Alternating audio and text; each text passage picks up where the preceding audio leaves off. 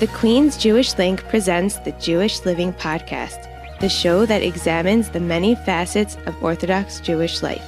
Here's your host, Izzo Zwirin. Perhaps one of the positive things that came out of COVID was highlighting the gaps in certain aspects of life. Once we were plunged into an uncertain amount of time where we would be connecting with others almost exclusively via virtual methods, we became aware of just how lacking we were in the needs of those who are not regularly in social settings. However, our guest today had this issue on his radar long before COVID was on any of ours. My name is Rabbi Johnny Solomon. I'm originally from the UK. I've now lived in Israel for the past 10 years. I teach in Midrash at Lindenbaum in Matan. I edit Jewish books, and I'm what I call the Virtual Rabbi. I'm a rabbi to those without a rabbi, and I offer online spiritual coaching, halachic consultations, and one-to-one learning to men, women, and couples around the world. Rabbi Solomon will tell us about his role as the virtual rabbi, what kinds of shailas he may be dealing with, and what he thinks the future of virtual rabbanus looks like. Rabbi Solomon, thank you so much for actually rejoining me this time. You're one of our repeat guests. The last time you were on, I had you on with two of your colleagues.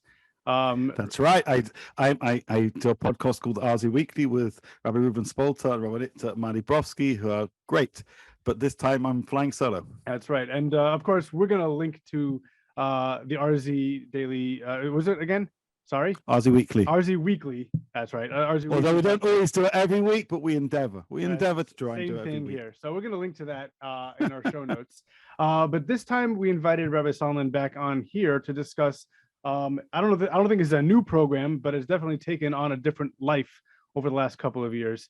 The Virtual Rabbi. So first of all, give us a little bit of a background on you as a person, and then if you can give us a little bit of an intro to what the Virtual Rabbi is.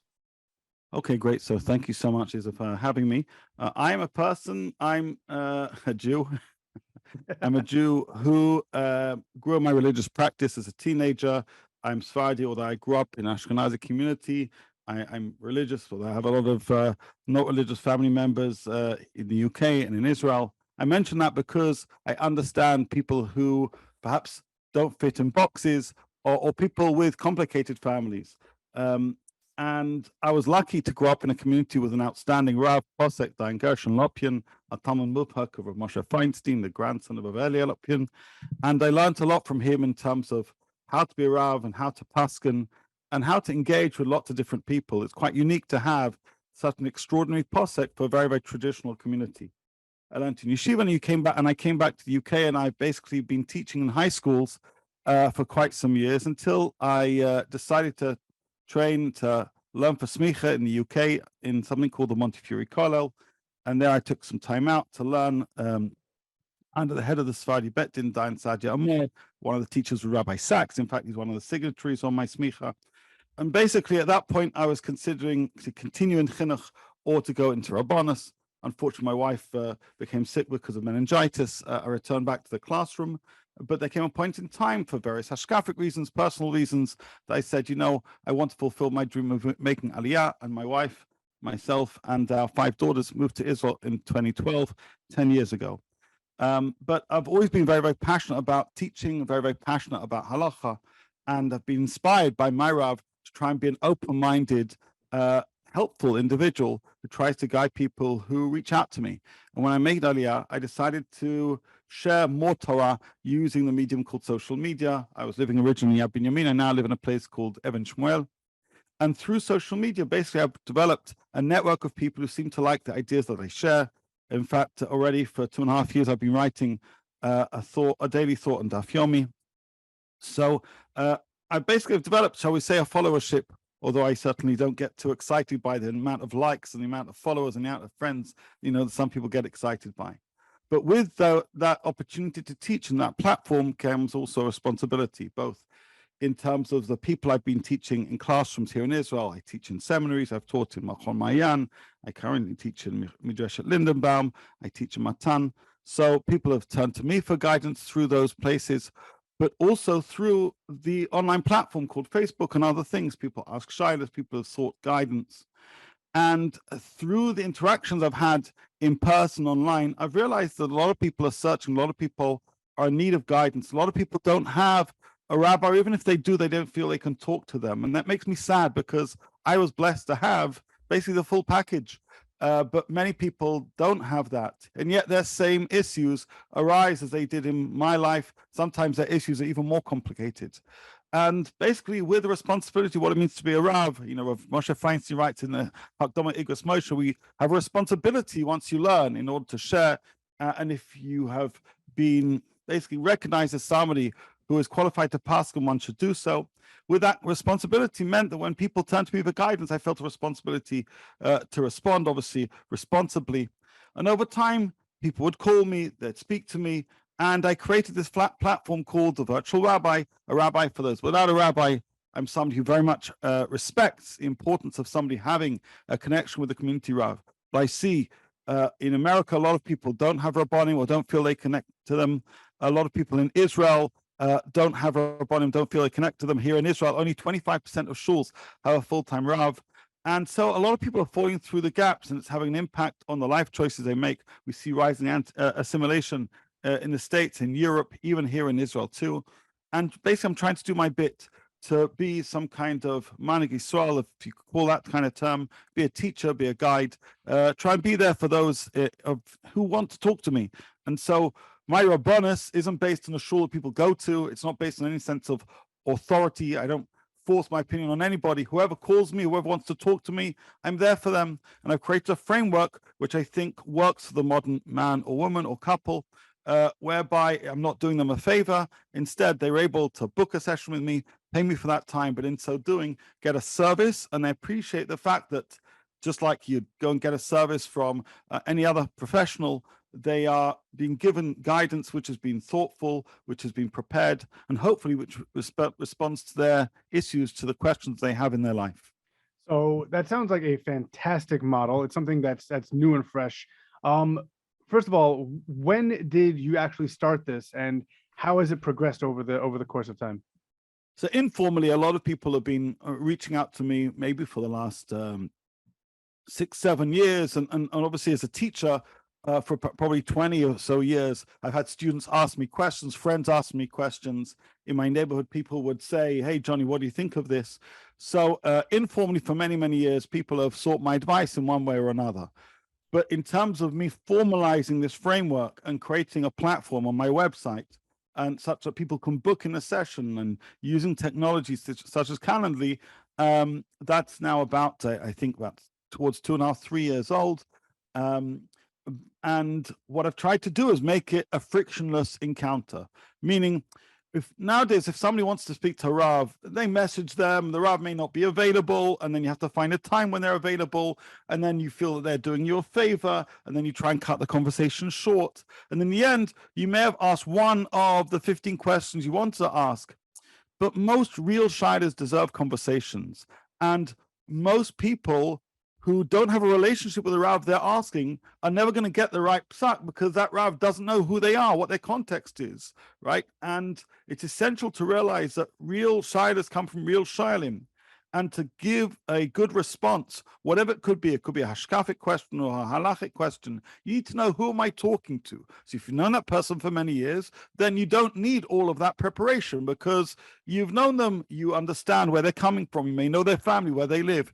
But if you don't know them, you need that time. So creating a framework where people can tell me a little bit about them ahead of our online meeting, that I prepare based on what they've told me ahead of our online meeting. We have an hour online meeting where we discuss the questions they want to discuss, and oftentimes reveal that there are many, many more issues to hand, and have some follow-up. That whole platform is, say, 2.5-3 years old, and it's growing. It's growing because obviously I'm endeavoring to grow it, but it's also growing because people want this. There is a need, there's a tzarech, and people want to feel that they're a mensch, that when they get religious advice, that they're being treated not necessarily as a customer. That's not how I look at people. I sometimes use the word client, but they don't want to feel that something often very, very important to their life is being squeezed in between things.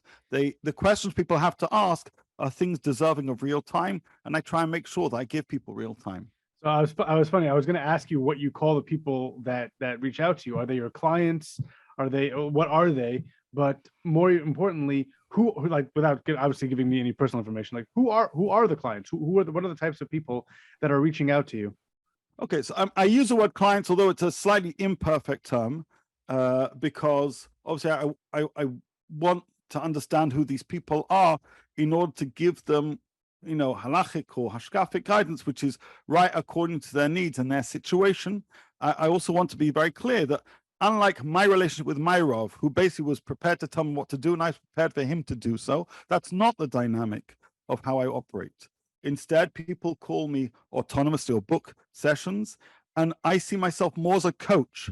And that's an interesting shift that a number of Jewish thinkers have noted in recent years. Yuval Sholo has an interesting essay about psika in the postmodern world. So I see myself more as somebody who is an educator who lays out different approaches. And when we're dealing with halacha, I provide what I call a halachic consultation. I let people know what different options are, and then perhaps suggest that this would be more halachically preferable, but also perhaps note that in their situation, this may well be a better outcome. Who are the people that answer genuinely anybody? The people who read what I read on a daily basis are men, women, and couples who are less observant or more observant. And I can tell you, I have clients in LA, in the Midwest, in New York. I have clients in Europe. I have clients in Israel. I have questions from people in South Africa, from Australia, from people who are not from at all, people who want to grow, people who are very from and have certain issues that they want to discuss, people who have really complicated shailas, but they don't want to discuss it with their local Rav for whatever reason. They certainly need to talk it through with somebody. So there's no particular person. I can throw out some names of cities without in any way giving things away. I can have a couple who live in the kind of the Gush area where one of the couple is from and the other one actually isn't, although they're kind of keeping up appearances, and they want to know how do we handle this, right? There can be somebody who lives in the States who really wants to grow religiously, but it's a little bit complicated in terms of their family. It can be a Rav who's got a crisis of faith and they want to talk things through with somebody. It can be somebody with a really complicated halachic question relating to their family or their child, and they want some advice. And so what I do, it's not just offering my opinion. I don't speak for my authority. I speak for the Torah that I've learned, I've received. And so I say I prepare material and I learn through material with clients. So if somebody says, I want to discuss this particular point with you, and this is my context, I think things through, I look through Sforim, I prepare Daf Makorot specific to them, and in our session, then I say, based on what you said you want to discuss, let's learn through this Tshuva, the Sridei Eish. I'll explain it. I say, can you see what he's trying to say is this? Can you see how this relates to your situation? And then we can talk through what necessarily to do based on whatever issue has necessarily arisen. So really, I suppose I'm a shadchan of ideas with people, obviously, as well as in terms of the realm of psika, trying to listen very closely to where people are coming from and make some meaningful suggestions which are relevant and resonant to them. So one of the things I was going to ask you, maybe it doesn't sound like you're doing this, but it might be something that it could expand to. You're not trying to really build some sort of an online kehila, an online community. It's not like you give like a shir and all of the people that you have seen are invited. Hey, anybody who wants to join. It's not like the people who see you know who each other are. So you're not building some sort of... On an Erev Shabbos, I send an Erev Shabbos message to my clients, but it's like a broadcast. Nobody knows who's on that list. Right. And the truth is, confidentiality is crucially important. Most people are, there's nothing in any way improper about wanting to seek particular guidance, but sometimes the issues people want to discuss are very delicate, very, very personal. And say, if they don't have a Rav, they turn to me, but sometimes they do. They still have decided for whatever their, considerations, they want to discuss this with somebody they're not going to see this Shabbos at the Kiddush. And that's their right. Obviously, I encourage wherever possible that people should speak to the local Orthodox guide, etc. But where there's a particular situation where I know that that's not going to happen, we have a conversation. I share what I know. I don't tell the people what to do. As I say, it's really their choice to talk to me. But the difference is it's basically not to be what people call Rabbi Google. And I love technology, but where people are not trying to provide information, and psak isn't information. Basically, the realm of psak is understanding text and context. So obviously we need to come with an understanding of our Masorah, of Mishnah, Gemara, of the Rishonim, Achronim, etc. We also need to understand context, people's delicate situation, and sometimes there may well be factors which shift, obviously, what a book would say to be the right answer to, in their situation, being a very different answer. So on the other side of it, have you gotten feedback from other rabbanim, what they think of this? Do they think that you're maybe kind of encroaching on their territory, or are they supportive? How do reactions from other rabbanim come to you? So I say that I'm a disruptor, but in the sense that I want other rabbanim to follow this model. I actually believe that the way I've made myself accessible is something that I'd love other rabbanim to do. So this model isn't, only Johnny's doing this. I'd like to think that other rabbanim also try and create this kind of transparent, accessible, frictionless way in which they can be in contact with their congregants. I don't see myself in the slightest as being in the word competition, with anybody else. Many of my friends, good friends, are rabbanim. They work incredibly hard. On the contrary, I actually feel that many modern rabbanim are under such pressure to put on, for example, big events, and they're oftentimes under such pressure to adapt to challenges of things like COVID, that the important but not urgent issues, the kind of ones that come my way, get dropped. So, I'm not at the moment, I'm not burying people. And for the most part, I'm not marrying people or going to bris milah. The issue that people are asking me are generally important but non-urgent. And I do believe that for a whole bunch of factors, modern rabbanim sometimes don't have the capacity to do that. And by the way, they'd be the first to say it's really frustrating that we don't have the capacity to do that. So any feedback I've had by my friends, by rabbinical colleagues in different situations is, wow, that's very, very interesting. I think people are curious. People are watching this model that I'm doing. Obviously, it's different to being paid by a community and then being owned by that community. And there are pros and there are cons. But even if people say, what does he know and why is he answering things? The fact is I write a lot of Torah ideas, which a lot of people seem to like. So I'm very clear about who I am. And I'm very transparent about what I'm trying to achieve. And I have no, goals of trying to create any kind of online community. As I say, the clients don't know one another. And if somebody has a Rav, I say the first thing I'd say is talk to them, because the whole reason why I'm doing what I'm doing is coming from a place of I was blessed to have that kind of relationship with a Rav, but I see that many people don't, and they're therefore living lives which are lacking the voice of Torah when it comes down to big decision making. So the general kind of response would be somebody else is working alongside us to help Jews in our neighborhood or beyond our neighborhood, trying to live lives which are more cognizant of Torah law, Torah values, and so everything I've received is very, very positive. And if other people, have semblance of suspicion, there's everything I'm doing is right on the table and very, very clear. And everything is very clear also on my website about also who I am. I think if one were to be acting otherwise, that would be another thing. There is one further thing I do want to say, which is I personally find it quite uncomfortable to put myself out there. I'm much more of an introvert, and also beyond this, I was lucky to have, serious Talmidei Chachamim as Rabbanim, and I was lucky to receive brachos from Mamash Gedolim, Rav Rav Elyashiv. So I'm not naive in terms of how I see myself vis-a-vis the authors of the Sfarim that line my study, and you can see where I'm sitting right now. Nevertheless, there is a further factor which prompts me to push myself out there, which is we're living in a time where there is a marketplace of ideas in basically not just social media, in the internet age. And there are a lot of charlatans.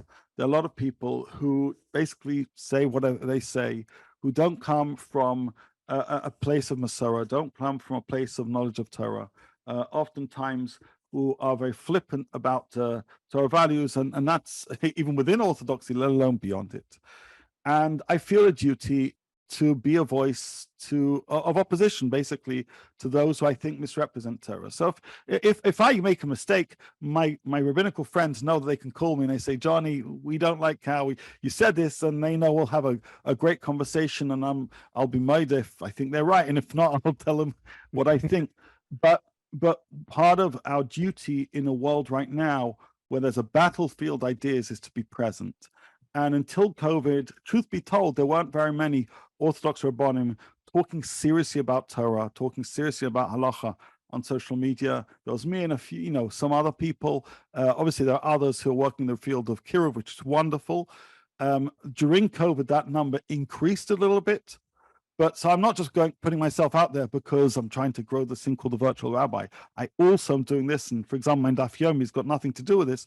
I'm also putting myself out there because we need to put out, thoughtful, Masorah-rooted Torah ideas that can be read, appreciated, and understood by any Jew from whatever background. And if Orthodox Jews aren't doing it, trust me, non-Orthodox Jews are doing it, and many others who want to misrepresent the Torah. So I also see myself as being a warrior trying to battle an ideology taking place, which unfortunately I think there are too few people necessarily rolling their sleeves up to do that in the kind of way that I'm doing so. Basically, I'm trying to speak up for, thoughtful Torah Judaism. So there's a lot that you said there that I want to react to, but you did say the magic word, and that's COVID. So we have to go down that route. Now you said you started this more in a formal sense 2.5, 3 years ago. So I'm guessing more or less a couple of months before COVID started. Yeah, I was developing already, and I kind of I use the time to make it a little bit better when I was stuck at home a little bit more. So I'm not going to ask you how COVID impacted the rise of the virtual rabbi. I'm sure there was probably some correlation there, but I'm more interested in how you see COVID affecting, now that we're kind of hopefully on the other side of COVID, we're on the downslope. I know there's still some times that you have a rise in cases and different variants coming around. For the most part, we're basically past where we were a year ago.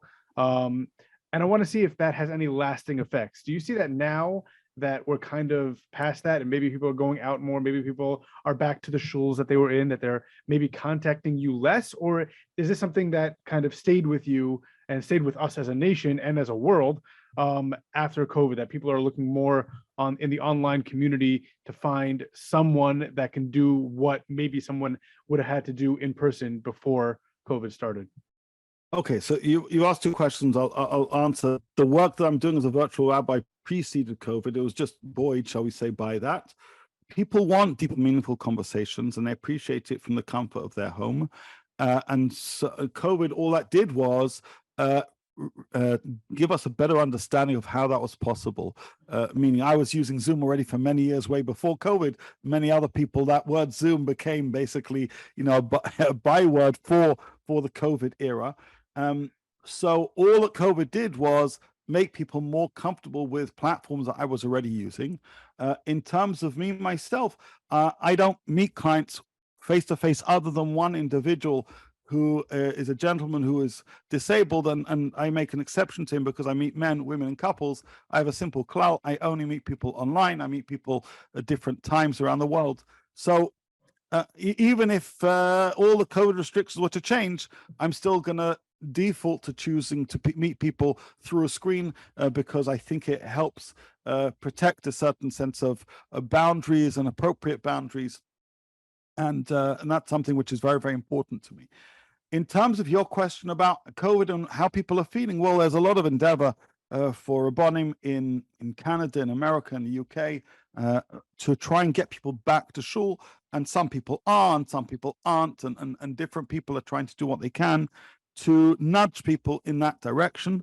There are important lessons that people have learned from COVID, that some people, now that they've become used to Kabbalah Shabbos at home, which is oftentimes, they used to even do musical Kabbalah Shabbases in different places and stop at Mizmor Shir. So how are you going to now respond if you get people back to shul? So an Orthodox shul, which thought so much out the box during COVID, needs to kind of ask themselves, can we really bring things back exactly as things were now? And I would say, no, you shouldn't. It wouldn't be wise. You need to try and find a sweet spot, which is sufficiently engaging for people who actually uplifted and inspired by the kind of programming that was done, given the limitations of COVID. So there are obviously great tragedies that happened during COVID. I was recently back in the UK, and the large Jewish cemetery in Bushey is now full. They've now opened another part, but a lot of that is burials because of COVID, meaning there's a sad reality that a lot of people died. But apart from that terrible loss of lives, schools and community centers should try and harness what they've learned from this difficult period of time. Think about some of the creative ways in which we responded to the needs of people, recognize that some should remain basically in emergency need only, but others perhaps can be incorporated up to some level to try and make tefillah and community activities more accessible. So even right now, I teach in Matan, we are still having classes where some people are coming in person and some people are learning online. As a teacher, it's less good for me. Meaning 3 years ago, everyone came in person. That was it. Because of COVID, then everything was online. Now we try to return to some kind of amicable arrangement where some people still want to stay at home and some people are coming in person. How do I nudge my students to come in person? Well, I've got a plan for the coming year to try and make our share to be much more interactive, and there'll be some chavrusas. But for the individual who it was a schlep to come, this gift of learning from home is not something you necessarily want to so quickly, snatch away from them. And it takes chokhmah, it takes wisdom to know what to keep and what to remove.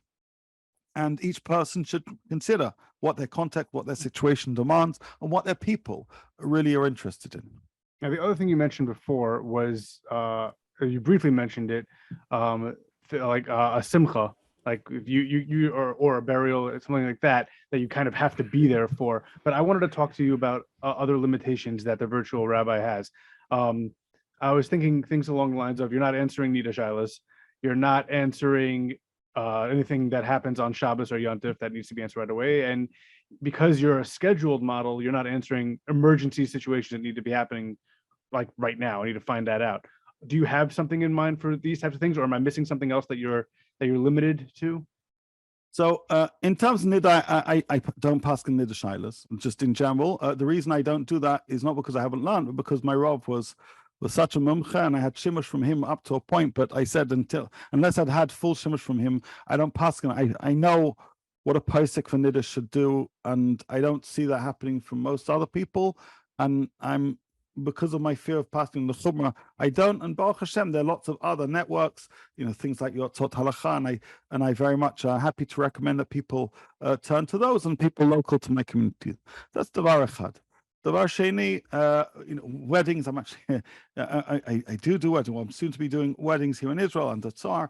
But in terms of Shabbos shailas, you're right, of course. But even if somebody has a Rav, it's not always the one who is within one block of where they live. So obviously that question would apply with that individual themselves. If a question is likely to arise and a person wants to discuss it with me, that's more than fine. The whole, as mentioned, I'm not actually somebody's Rav that I'm putting my authority on what they do. If they want to talk to me about a particular thing, I make myself available to them. However, you talked about emergencies. The answers I do get, and actually because of the way I'm trying to respond to the needs of people, quite literally around the world, I wake up to shailas, and go to sleep talking to people.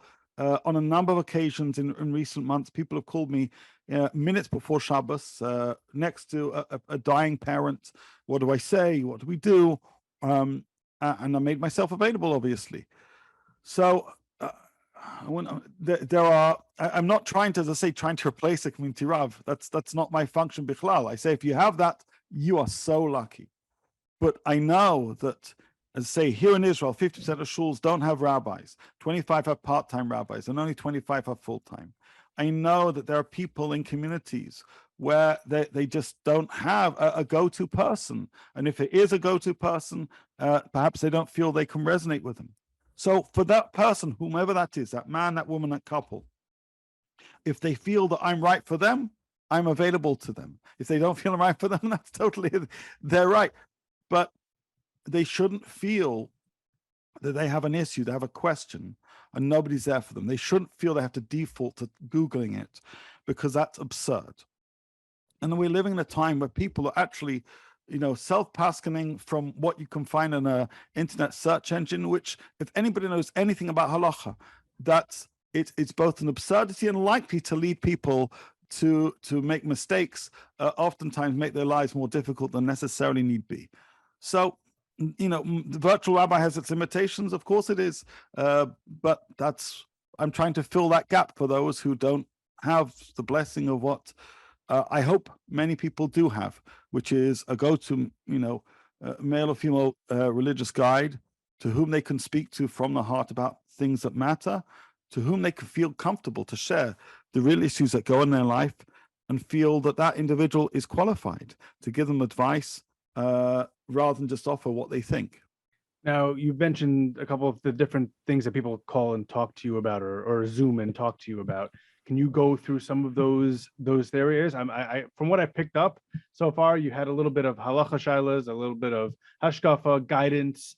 There's some Torah study if you want to have, I guess, a chabrusa with you, or shiurim. Is there anything that you want to expand on any of those things, or is there anything that I'm missing? So the truth is, most sessions are a little bit of all three. If somebody wants to have a halachic consultation, it really means they often need coaching in terms of how to deal with a particular situation. And if they want spiritual coaching, oftentimes involves some kind of halachic issue that may well be arising in their life, if not now, but very, very soon. If they want to learn with me, there's because they want to schmooze about some other thing. Most people don't say, I just want to learn an archashul. I said, fine, that's beautiful, but the fact that they're calling me to do that means that they have an interest in having conversations, in between the words or in between the lines of what they're learning, as oftentimes most successful chavrusas do. So every case is unique. Every person is different, and that's the whole point. In fact, just to give you a brief story, I've probably shared this story once or twice online, but when my Rav was nifta, and I was speaking to a dear friend who was going to give a hesped, I said, remember to tell the crowd that he never answered shailas. And my friend said, what are you talking about? He answered thousands of shailas. I said, no, he answered shailim. He answered questions. And every question is different. And because every question is different, the situation of somebody who is religiously growing, who has a complicated family issue, where there is coaching skills that come into play, paskening issues that very much are part and parcel of our conversation, and wisdom and knowledge that needs to be shared as part of that's what any Rav or Rebbetzin should be doing, obviously. But I recently was talking to somebody who is dealing with an issue of intermarriage in their family, and that was both a question of personal coaching, how they cope with this, but they were asking shailas about what to do with this, and obviously we went through certain sugyas, and we talked through certain approaches, and that too, through learning, helped that person feel that this isn't just one person's opinion, but this is a normative approach in terms of how to deal with this issue that's going on in their life and actually in the lives of more people.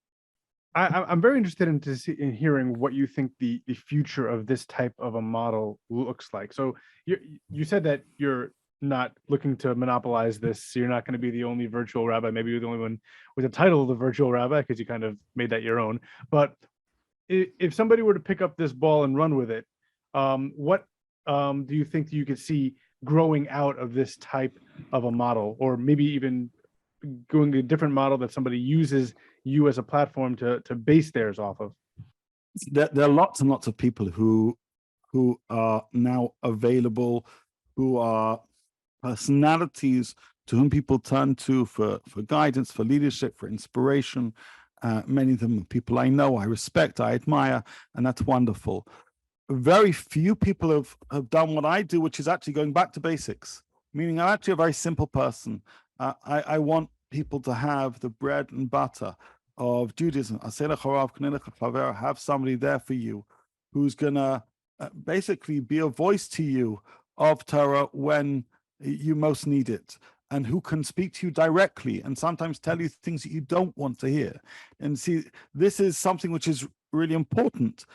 There is such a desire to please people that sometimes those who are influential religious voices say what others want to hear.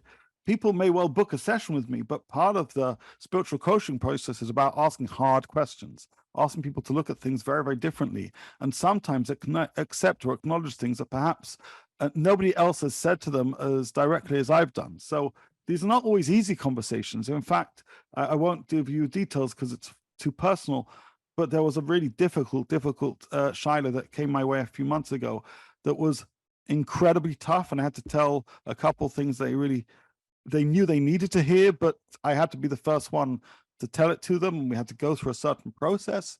But they trusted that I was the right person to do so, and I've been obviously in subsequent contact. How do I see other people doing this? I don't know. There's many people, when you're in, let's say, a yeshiva seminary environment, there is this kind of dynamic between the Rebbe and the student, and you are being some kind of, you're not virtual, obviously you're in person, and you have those deep and meaningful conversations when they touch on hashkafa and halacha and learning. But then people leave yeshiva and seminary. And then what happens is those kind of deep and meaningful conversations become much, much more sparse. If you're a man, or especially if you're a woman, you may be able to say hello to the rabbi in a kiddush, but the issue you're having about faith, when are you going to have a chance to have that conversation, especially if it's a non-urgent conversation? But those things still weigh on the shoulders of people. They sometimes can cause them to get very, very anxious, sometimes even depressed. So what I'm trying to do is continue that model for those in need, and I think there are a lot of people in need. If other people adapt this, I say, what does they say? Imitation is the greatest form of flattery. If somebody says, Johnny, this is a great idea, I want to borrow it, I say, wonderful. But where we are right now is the following, and this is crucial to see the global world. I speak not just as a yachid, but as somebody who's sensitive to the situation of klal. We're living in a time right now where in North America, outside Orthodoxy, about 76-78% of Jews are assimilating. Okay, that's bad objectively. We're living in a time where in Israel, actually, secular Jews getting married under chuppah v'kiddushin is taking a bit of a sell. It's not so simple. It's not poshet. It's not as it was. That's the work of people like Tzara trying to do that. But there is even forms of assimilation happening in Israel, not just assimilation in terms of intermarriage, but assimilation in terms of ebbing away and stepping away from even the most traditional of practices. In terms of the wider Jewish world, there are people who don't even want to identify as Jews. And where people do have questions and do have issues, we're living in a time where, unfortunately, the voices of some rabbanim are very judgmental. What people hear about religion on the news is often very, very critical. And you get one chance to get it right. Otherwise, somebody's going to feel alienated. So it's not me. Every one of us can have hashpah on the world. Every single one of us, through our interactions with another person, can either be the maker or breaker of their choice to continue to explore their religious practice. And everybody often is carrying challenges in their own life, and they want to be understood and they want to be heard. And they often don't feel they have a maneh. They don't have a person that they can talk to. And even the most observant of people, I assure you, this isn't just for the less observant. Even the most observant, often they feel, who am I going to talk to about this thing, about this question about emunah, about these doubts I have about myself, about whether what I'm doing right on Hilchos Shabbos is, there was a beautiful couple, a frum couple, about a year ago. They contacted me. They said, we keep Shabbos, but we sometimes have questions. We're not quite sure we're getting things right. Can we just do a brief refresher course on Hilchos Shabbos? I said, I love you. You're amazing. We just had like 2-3 sessions. And they gave me a set of areas where they said, we just want to review certain issues to do with, Shabbos in the kitchen. Basically, they were doing everything right, but they just wanted that reassurance. These things are valuable. These things are important. So we need to make sure that we're out there for people. And the marketplace is basically, the internet, as well as obviously the physical marketplace. But if a Rav is going to wait in their shul for Rav Am Yisrael to walk through the door, they're not coming. They're not coming to shul. They're not coming to Jewish schools. They're not even nowadays coming, l'tzareno Rav, to Kol Nidre. You've got to make yourself available. You've got to be a voice, and you've got to sometimes use modern language. So I call it spiritual coaching. That's just a modern way of saying I'm there to give some kind of chizuk to people who are in need of it. But I use a general word, spiritual coaching, because if I'd say chizuk, then a whole bunch of the audience wouldn't understand it. But I'd love more and more people who, obviously, only those who know what they're talking about, because people who misrepresent things aren't doing anybody any favors. But those who have been blessed to learn, and those who have a responsibility, therefore, to teach, need to make sure that they're doing what they can to be there for Am Yisrael. I'm doing my bit. If I could do it better, I'm happy to receive feedback. But there are people who aren't coming to shul, but they are hungry for learning. There are people who aren't going to rabbanim, but they still have shailas. So where are they going? If they went to Aish, that was great, but now they're not 18, they're 28, right? If they went to some kind of care organization, but now they've gotten old and they've got family and live somewhere else, and they don't know who to turn to. So I'm just trying to be there for them. And if we say, how about Chabad? I say Chabad does amazing work, but you can't expect everything to fall on the shoulders of Chabad. And by the way, I believe that we're all shlichim. So, who's to say that I don't also have a responsibility to be there for Am Yisrael? So I'm doing my bit. It's something which is something I'm very, very passionate about. It's something I did for many, many years, and not through this kind of paid framework. I don't think I charge so much for it to be a problematic price point. And I also see people, whatever their circumstance. But this is what I'm doing, but it's something I'm very, very welcome for other people to do as well. All right, so just because you mentioned the pricing, you have it's basically a fee for service model. You don't have like everything these days is like a subscription based service. There's no subscription. No subscription. I can't be like, all right, I want a weekly chavrusa with Rabbi Solomon. I want to do this once a week for the next 52 weeks. If somebody wanted that, fine, but then I'd reduce the price and we do it. But no, in general, people meet me, one time, a few times, and the more we see each other, the more I want to make it as reasonable for somebody. As I say, if people aren't able to do that, I never turn anybody away, and I also never pressure a person after a session to meet me again. So imagine you go to a massage and they say, I think you should come again. I don't do that because it's important. And by the way, a lot of people would say, you should. That's how you should run a business. I say, yeah, but I'm not really running. This is a calling in which I'm somewhat being mafanes, my family, but I'm coming to this from a place of Pina Charayas for Am Yisrael. So yeah, my time takes, my time is time, and therefore I charge a little bit for my time, but I don't put pressure on people to meet me. If somebody wants to, fun, wonderful. But it has to be that they're meeting with me because they want to. They have to be ready. And that's, by the way, a klal not just in halacha, but it's also a klal in coaching, right? A person who wants to be coached needs to say, I'm ready, hineni. And so when somebody books, they're saying, I'm ready. When somebody goes on my site and puts in that information, they're saying, let's talk. And I'm saying, let's do that. Fantastic.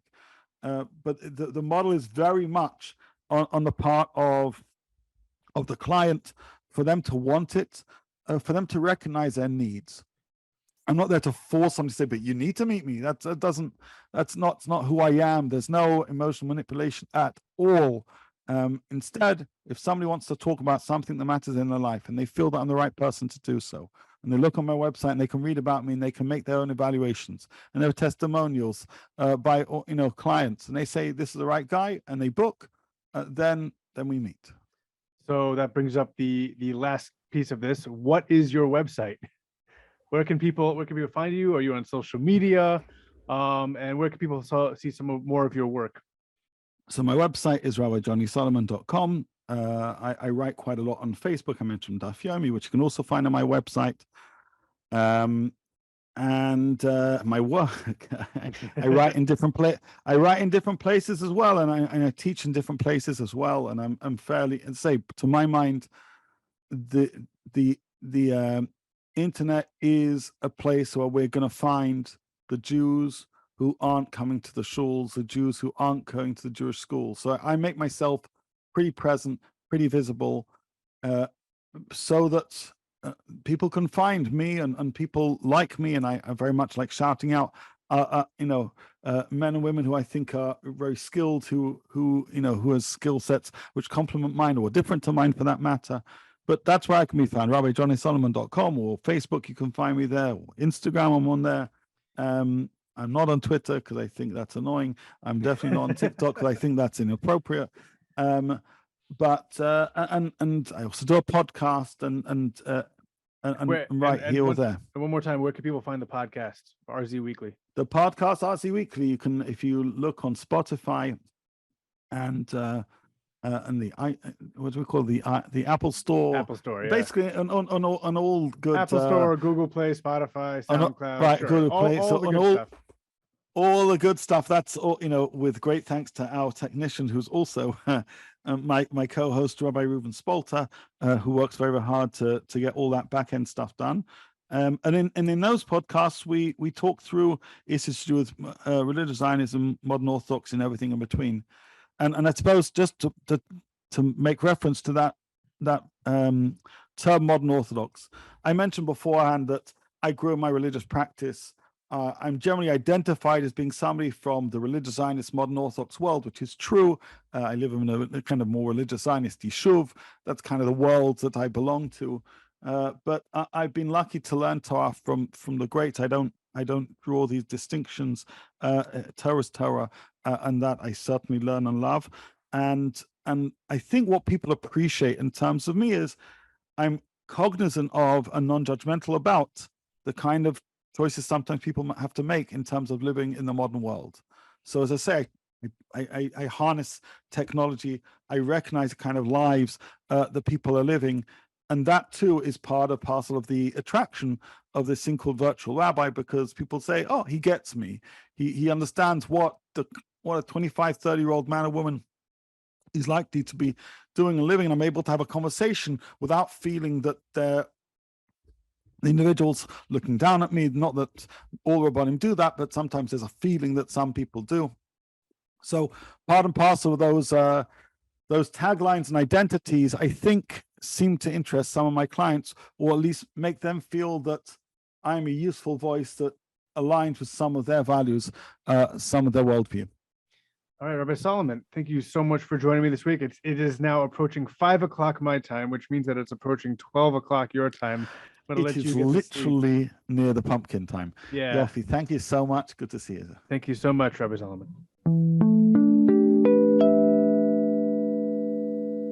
My thanks to Rabbi Johnny Solomon for joining me this week. I'm always interested in hearing how people are using advancements in technology to enhance the Jewish experience. Obvious examples are from social media presences and podcasts such as this one. It's even better when someone is doing something unique for the frum population. If you're interested in learning about another such person and about other ways in which technology is affecting halacha and vice versa, check out episode 55, Technology and Halacha, with Dr. Liz Shane. Until next time, Kol Tov. The Jewish Living Podcast is produced by Sreli Paikus. Our theme song is The Band by A.B. Rottenberg. Follow us on Facebook at The Jewish Living Podcast and on Twitter and Instagram at Jewish_living. You can also email the show at jewishlivingpodcast@gmail.com. The Jewish Living Podcast is recorded in conjunction with the Queen's Jewish Link.